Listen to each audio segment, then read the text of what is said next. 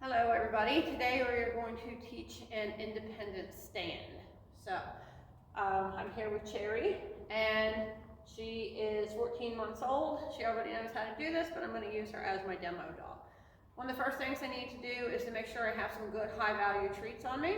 I want to make sure that my dog is used to sitting beside me on either side. Wait.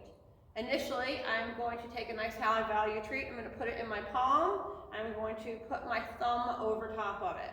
I'm going to get the dog excited about the treat that's in my hand. I'm going to ask them to pop up, and when they pop up, I'm going to flip my hand over. So I don't want to send my hand out in front of me. The object is to flip my hand over so that the dog, is right at my waist, right about at my hip. I really don't want their nose to go past my knee. If you have your hand all the way out here, your dog starts to move forward on you. The goal is to get the dog to pop up, stand in one spot, and to stay there and plant their feet. So, because once we have that good stand, then we're going to build in a stay into it, and then we'll build in some other behaviors.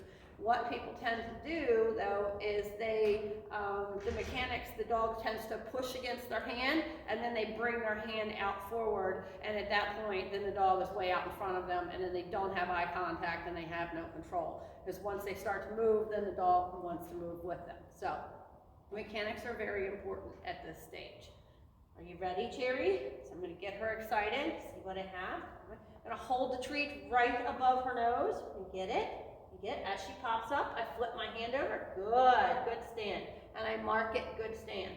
The opposite hand comes over, and I reward her from both hands, and I just mark it and tell her good stand as long as she's standing. I'm going to try to keep her head level. Good stand. Break, Cherry. Good. So, good job, Cherry. Can you sit? Okay. So I'm going to get her back on my side again. I'm going to do that again.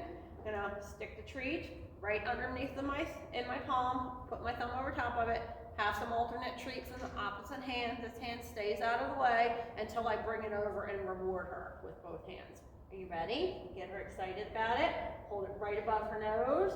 As she pops up, good girl. I flip my hand over. I tell her good stand. I'm just going to reward her while she's standing still. Good stand.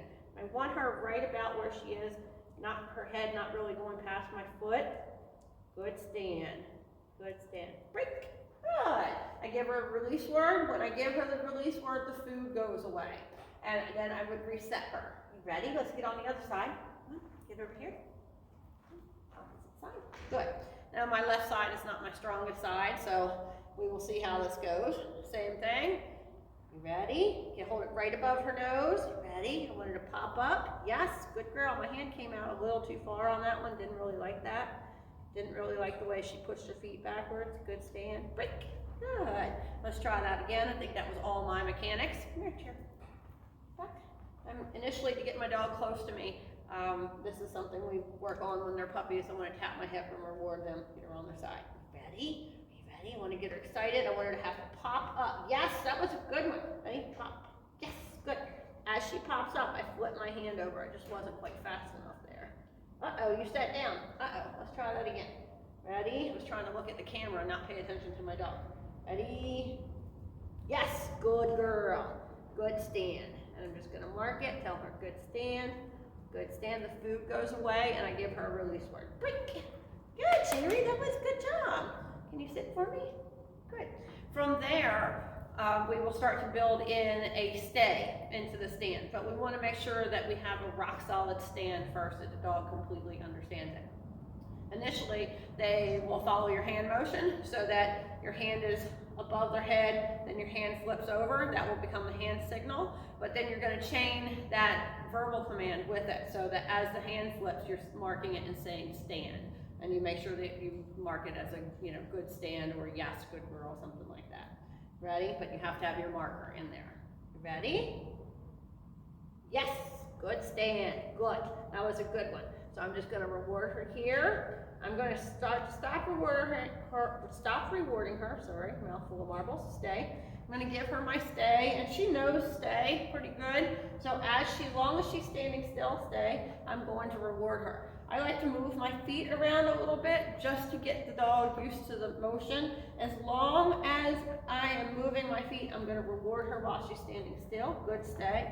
The first time you do this with your dog may want to jump out in front of you or move or break their stay. Good stand, good girl. I don't like to leave my puppies initially until they are very solid and understand that good stand, stay. Good stand, break.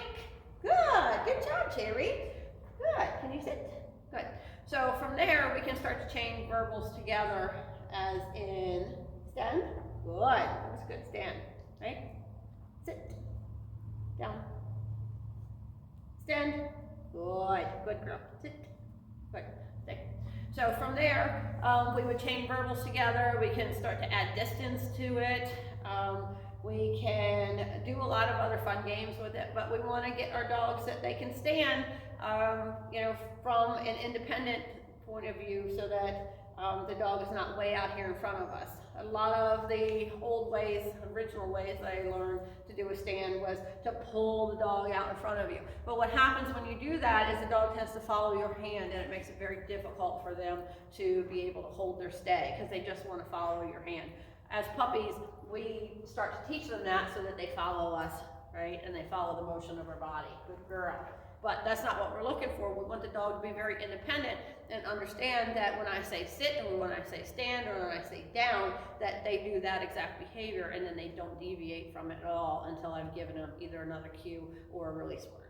Good job, Cherry. High five.